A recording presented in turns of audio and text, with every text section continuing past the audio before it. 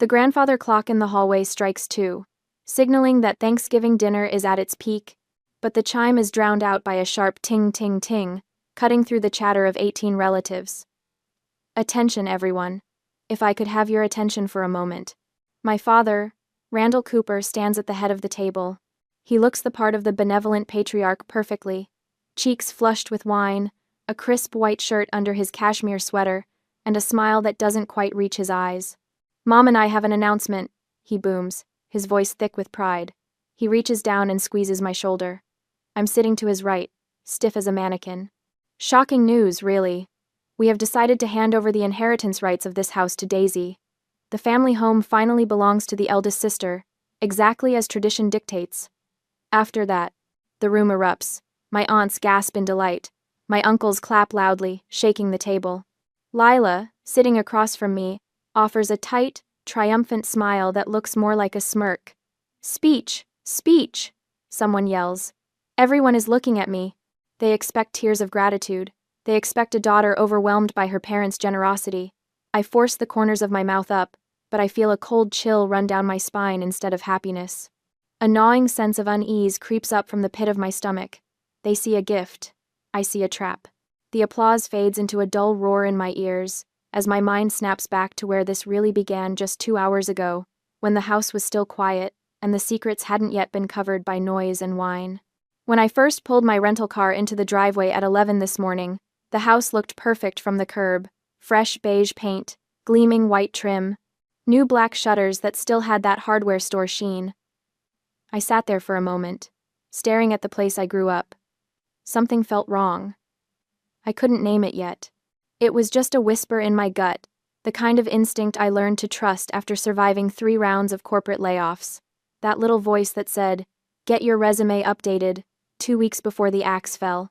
I grabbed my suitcase and headed up the front walk. The key was still under the ceramic frog by the door, exactly where it's been since 1998. Some things never change. Except this house had changed. I could smell it the second I stepped inside. Paint. Fresh paint, the kind that hasn't fully cured yet. It coated the back of my throat, chemical and thick. I set my luggage down in the foyer and looked around. Everything was pristine. The walls practically glowed. But underneath that sharp paint smell, there was something else. Something damp and organic, like wet cardboard left in a basement too long. "Daisy, you're early." Mom's voice rang out from the kitchen, breathless and urgent. I didn't answer right away.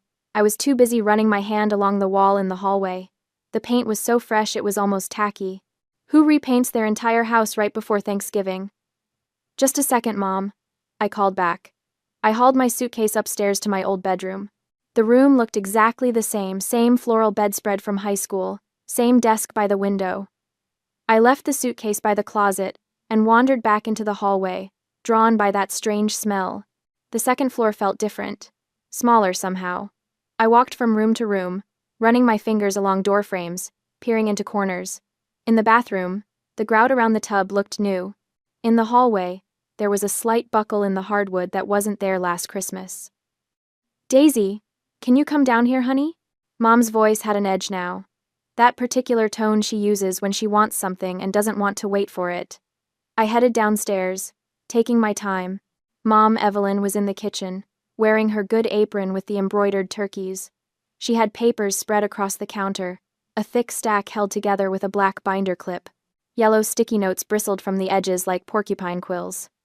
"There you are." She slid the papers toward me without preamble. "I need you to sign these real quick. The lawyer already handled everything. You just need to put your signature on the sticky notes. See? I marked them all for you." I looked down at the documents. The top page was dense with legal text, single-spaced, font so small it blurred into gray. "What is this?" "The house transfer, honey. Your father wants to announce it at dinner. You know how he loves his big moments." She was already turning back to the stove. "We're giving you the house." Isn't that wonderful? The family home, passed down to the eldest daughter, just like tradition says. For a split second, a wave of emotion washed over me. Validation. All my life, I had craved this. I had watched them spoil Lila, watched them hand her everything while I worked for every scrap. And now? Now they were choosing me. I uncapped the pen. I wanted to sign. I wanted to please them, to make this holiday perfect. The tip of the pen hovered over the first yellow tab, but then, I stopped. I leaned in, squinting at the dense block of legal text beneath the sticky note. "The text is too small, Mom," I said, frowning. I left my glasses in the reading room when I popped in to check the printer earlier. I grabbed the thick file and stood up. "I'm going up to get my glasses," I said, my voice casual. "I need to print my boarding pass for tomorrow morning's flight anyway. I'll be down in 5 minutes." Mom moved to block my path, her hand reaching out as if to take the papers back. "Why don't you go get your glasses and come back down?" she said, her smile tight. "I'll help you go through it.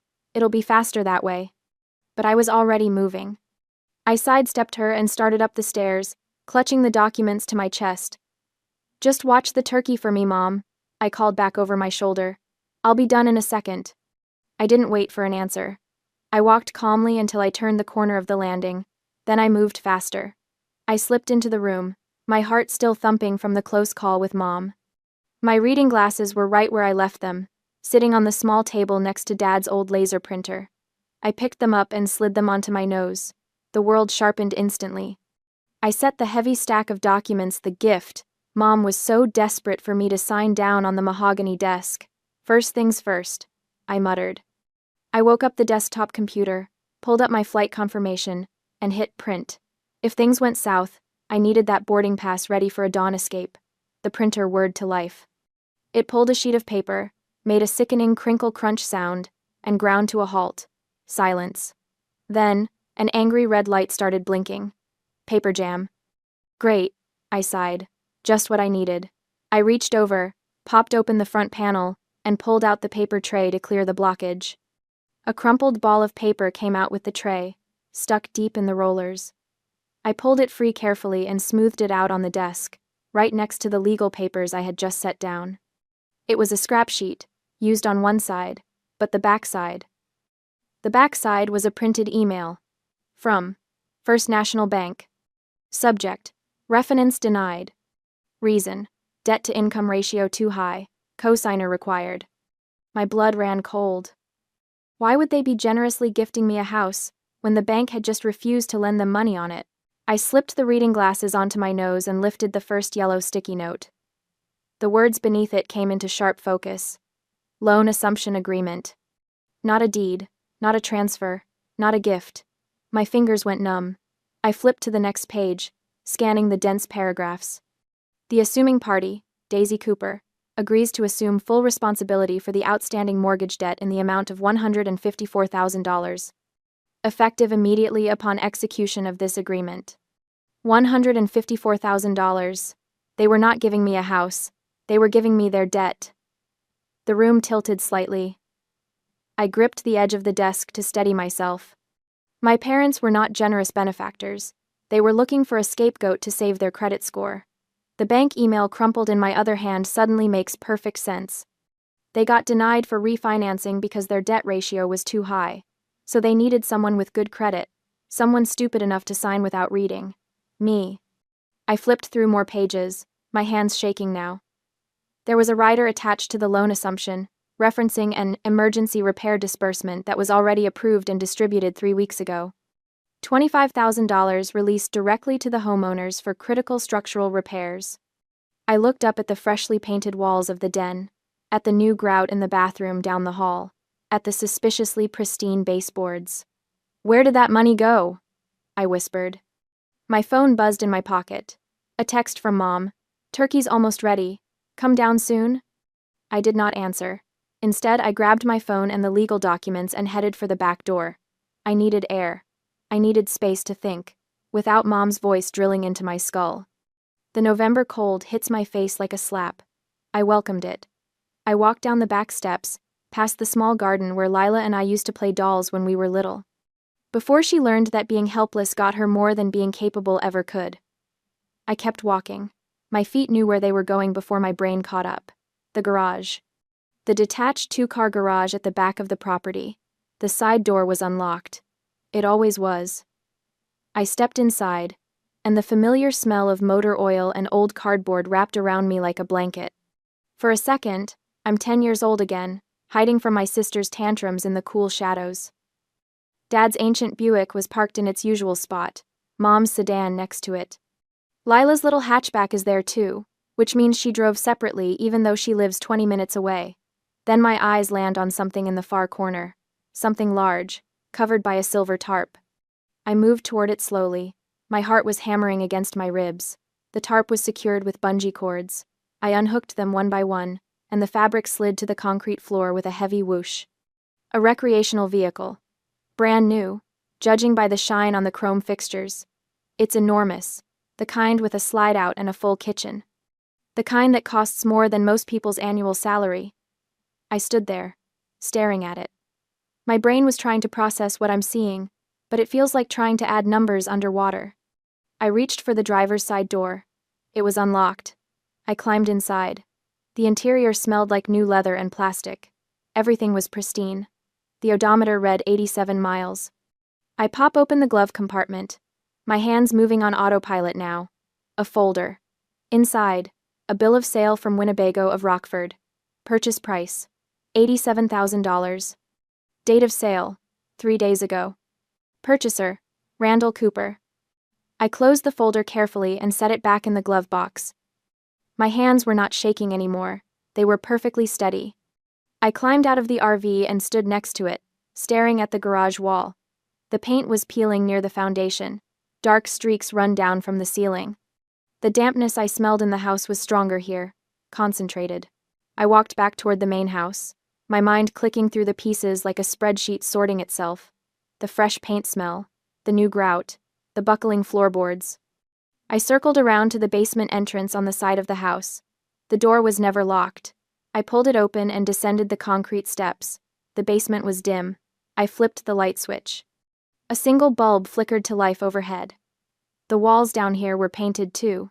Same fresh beige as upstairs. But here, in the dampness, the paint was already starting to bubble. I walked to the far wall and scratched at one of the bubbles with my fingernail. The paint flaked away easily. Underneath, the drywall was black. Not dirty black. Not water-stained black. Mold. Toxic black mold, spreading in organic patterns like something alive. They borrowed $25,000 to fix the house. They spent $87,000 on a luxury RV instead. Then they painted over the rot and tried to trick me into signing my name to the crime scene.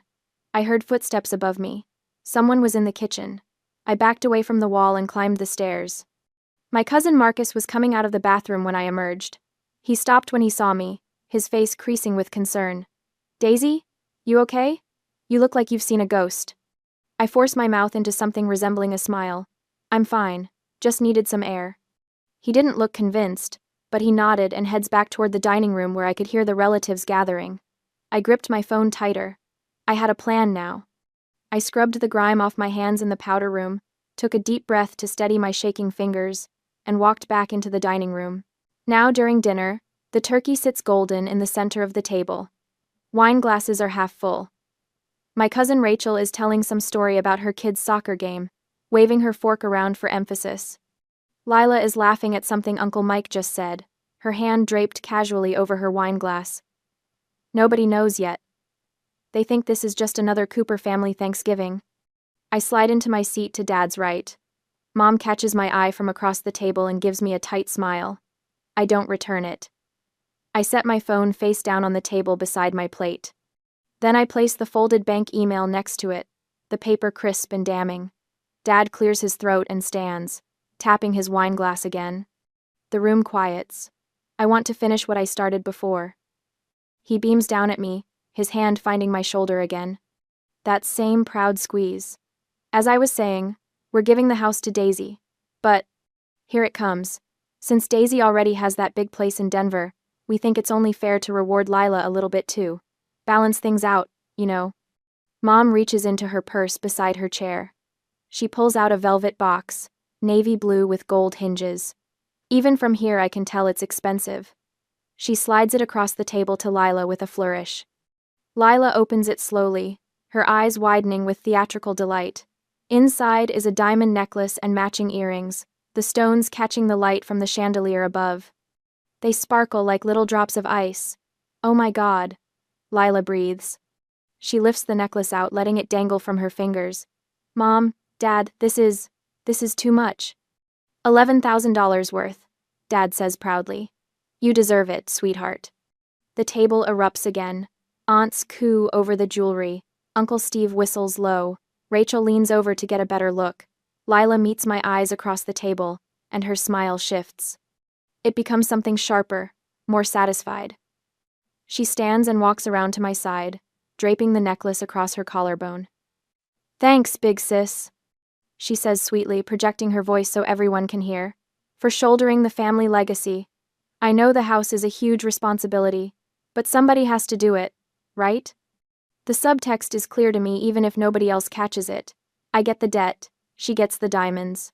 I get the rotting structure, she gets the liquid assets. Dad raises his glass. To Daisy. And to family tradition. 18 people reach for their glasses. The sound of crystal clinking fills the room. I don't move.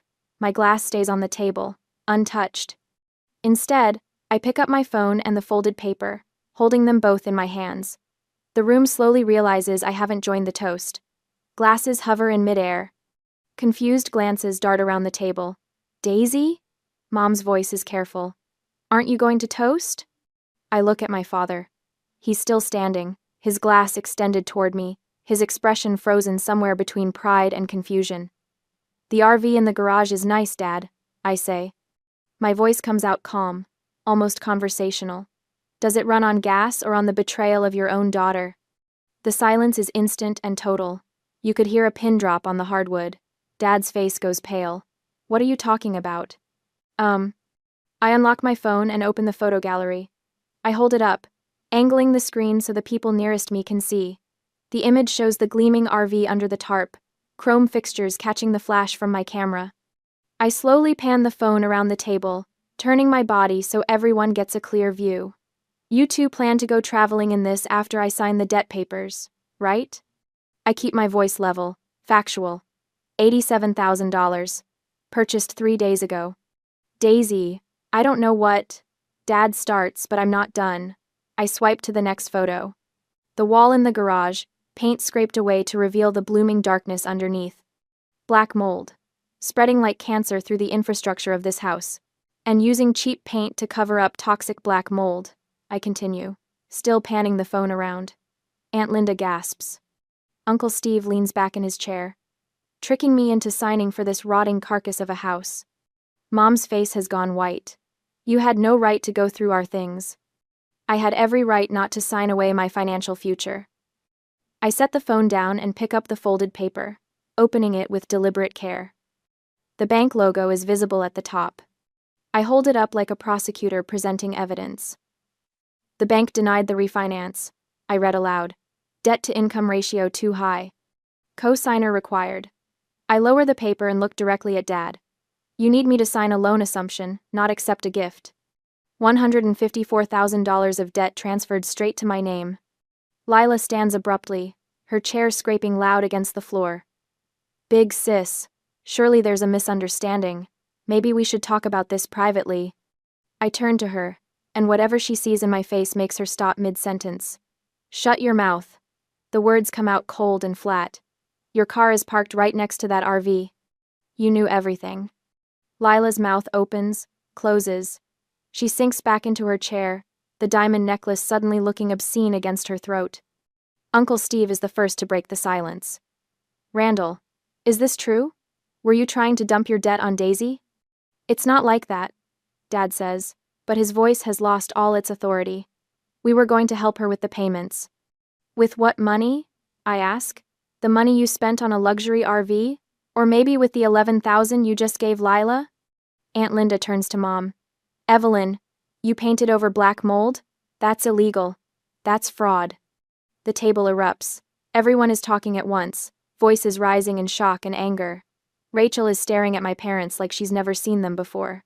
Uncle Mike is shaking his head in disgust. The cousins are whispering frantically to each other. Oh my God, Aunt Linda says again, louder this time. That is fraud. Mom tries to speak, but the table has turned. The relatives who were applauding 10 minutes ago are now condemning, criticizing, supporting me. I stand up, grabbing my handbag from the back of my chair. The room goes quiet again, all eyes on me. Good luck to the family with the bank, I say. I sling my bag over my shoulder and look one last time at my parents. Dad's face is red. Mom's eyes are shining with what might be tears or might be rage. Lila is staring at the diamonds in her lap like they might bite her. I turn and walk toward the front door. Nobody stops me. Behind me, the noise starts up again. Louder now. Angry voices demanding explanations. The sound of chairs scraping. Someone is crying. I grab my suitcase from the foyer where I left it this morning. The house still smells like paint and lies. I walk out the front door without looking back, pulling it shut behind me on the chaos inside. My rental car is right where I parked it. I throw my bag in the back seat and slide behind the wheel. My hands are steady on the key. The engine starts on the first try. I have a flight to Denver in hours, but I think I'll head to the airport now. I reach the airport terminal at 10:47 p.m. The place is nearly empty, just a handful of tired travelers slumped in plastic chairs, and one janitor pushing a mop across the tile floor. The fluorescent lights buzz overhead, making everything look washed out and unreal. I head straight to the ticket counter. The agent behind the desk is maybe 25, wearing too much eyeliner and looking like she'd rather be anywhere else.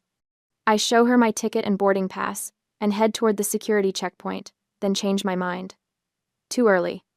They won't let me through for another 6 hours. Instead, I find a bench near the windows and settle in to wait. I pull out my phone. 3 missed calls from Mom, 2 from Lila. I silence it and shove it back in my pocket. They won't let this go. I know them too well. They're sitting in that house right now, panicking.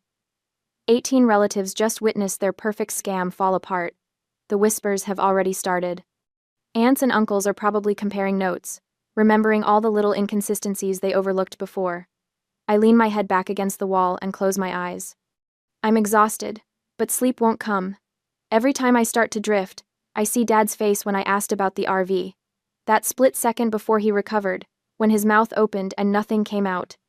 My phone buzzes.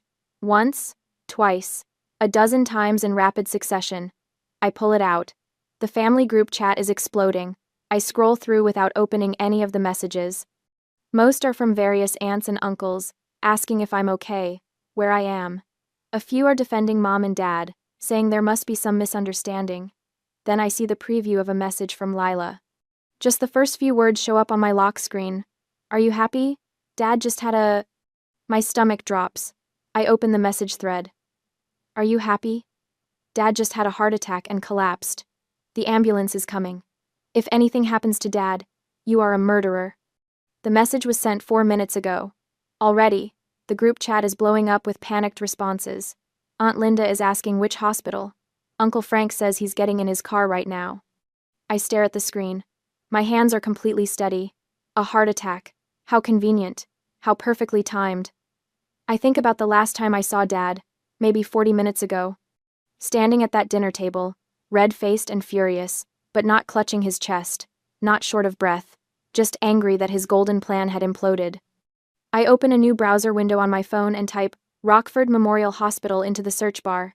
It's the closest hospital to their house, maybe 8 minutes by ambulance. I tap the phone number. It rings 3 times before someone picks up. Rockford Memorial, Emergency Department.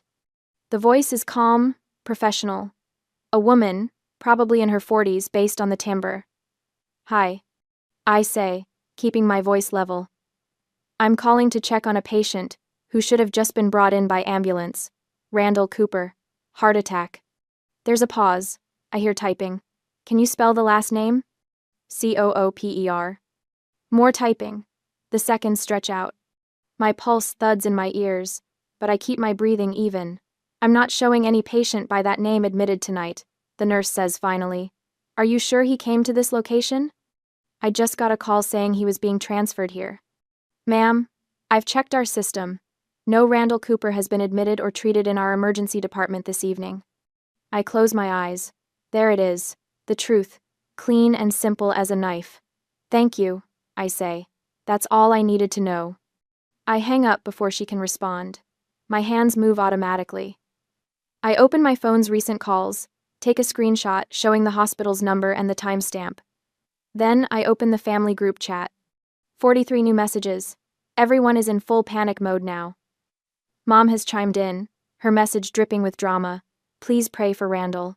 Daisy, if you have any decency left, come home now. I type quickly, attaching the screenshot. The hospital says there is no one named, Randall admitted. Did Dad collapse onto a pile of cash or onto the leather seats of that RV, Lila? I hit send. Then I scroll up to the top of the group chat, tap the settings icon, and select Leave Group. The confirmation box pops up. Are you sure you want to leave, Cooper family?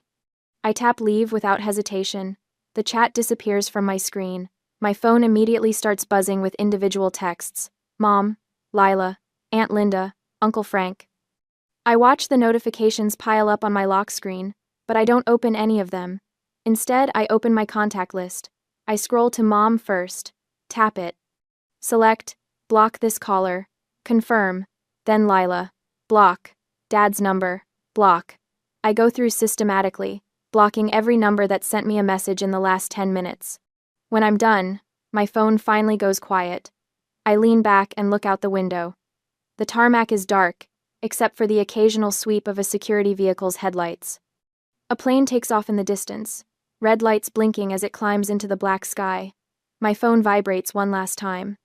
A text from my cousin, the one who asked if I was okay when I came up from the basement earlier, the one who's always been straight with me. Just saw your hospital screenshot in the chat before you left. Holy shit, they're scrambling now. Half the family is furious at your parents. The other half is pretending they need to hear both sides. But I believe you. Stay safe.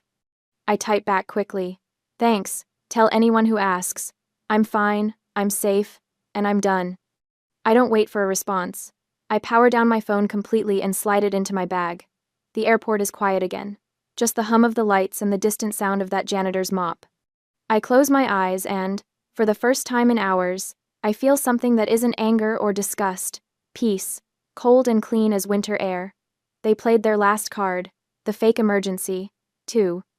The guilt trip designed to drag me back into their web, and I killed it with a single phone call.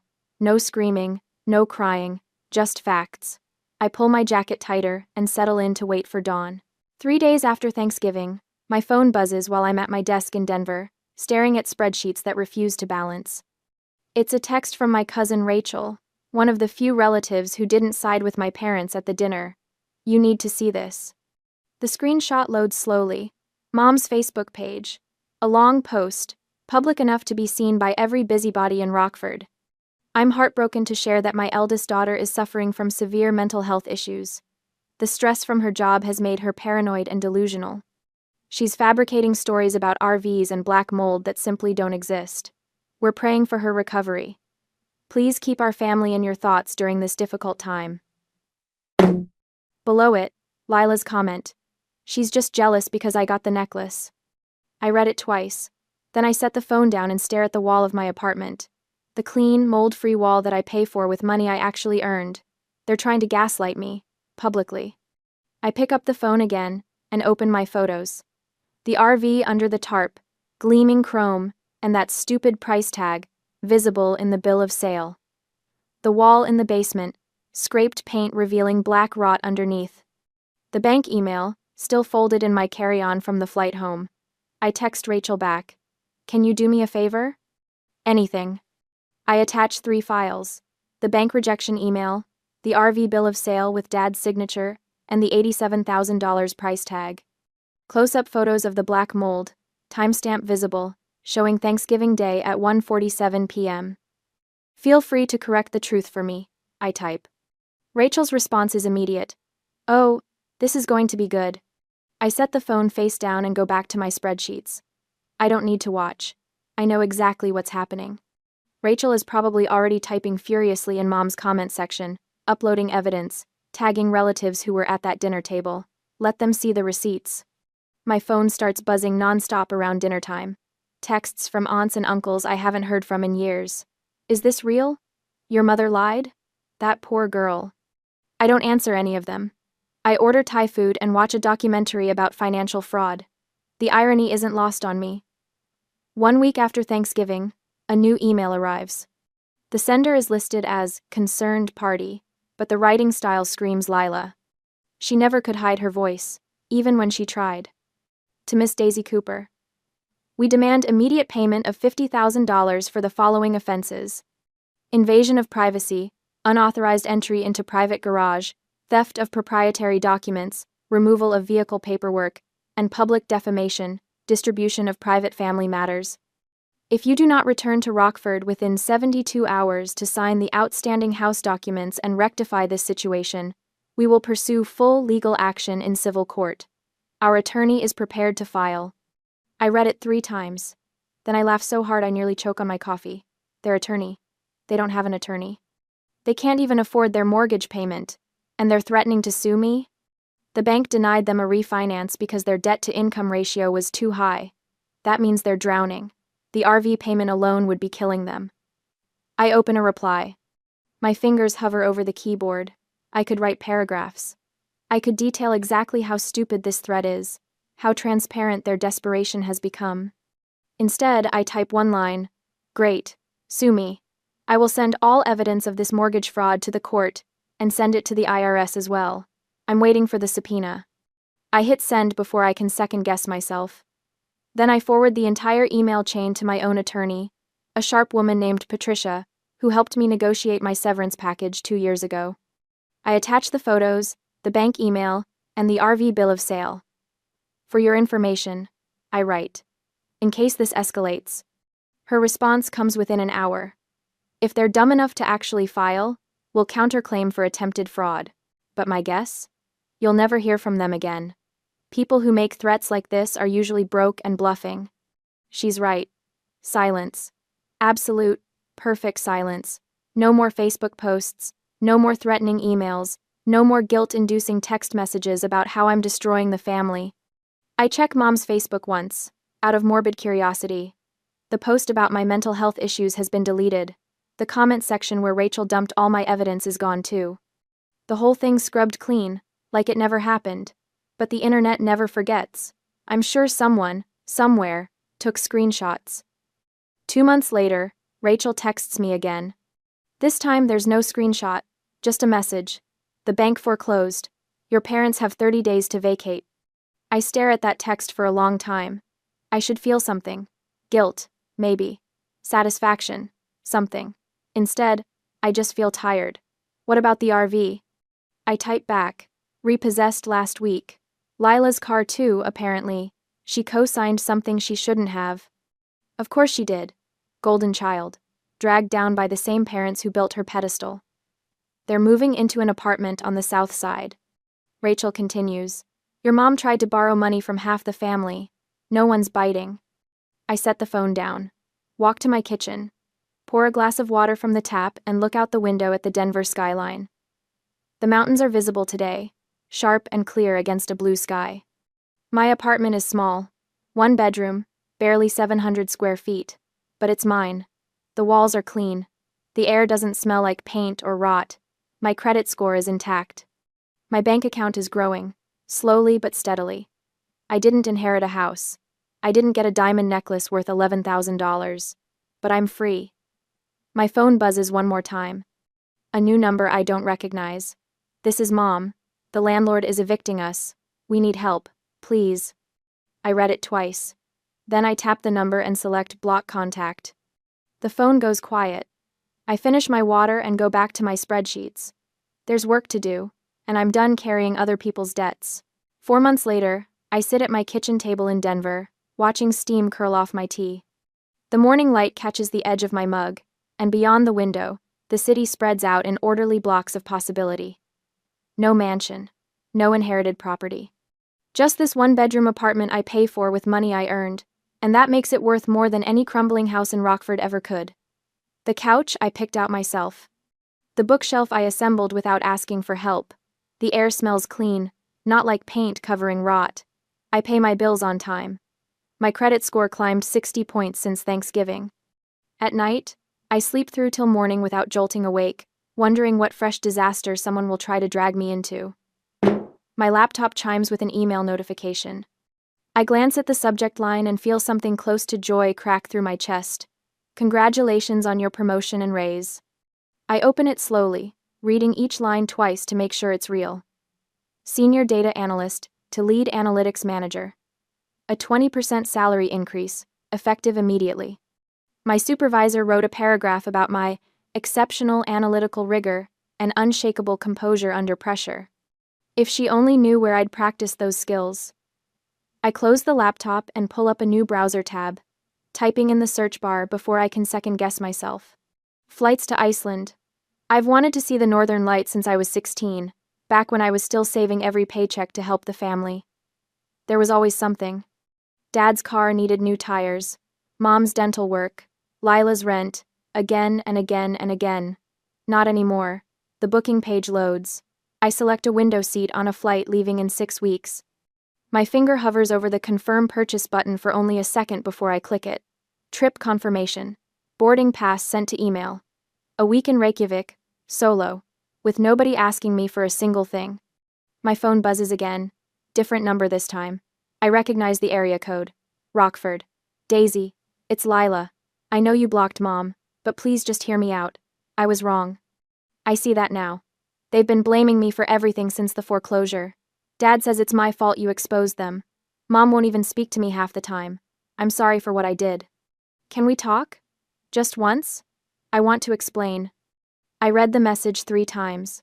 There's a small, distant part of me that remembers the sister I had before the diamond necklace, before she parked her car next to the RV and said nothing. Before she called me a liar in front of 18 relatives. I text back, fine. 1 coffee. Next Tuesday. Java House on Maple. 30 minutes. That's it. I'm not doing this for her. I'm doing it so I can look at her across a table, say what needs saying, and then walk away knowing I gave her the chance she never gave me. But that's next week. Today, I have a reservation to celebrate. I grab my coat and head out the door, locking it behind me. The elevator hums as it descends, and I catch my reflection in the polished steel doors. Same thick-rimmed glasses, same serious expression, but my shoulders sit differently now, looser, lighter. Outside, the Denver cold bites at my cheeks, but the sky is brilliant blue. I walk toward the restaurant district, hands in my pockets, thinking about geysers and glaciers and a trip I'm taking just because I want to. Somewhere in Rockford, my parents are scrambling. The bank took the house. The RV got repossessed. Their credit is scorched earth. I didn't destroy the family. The truth did. And I'm finally free.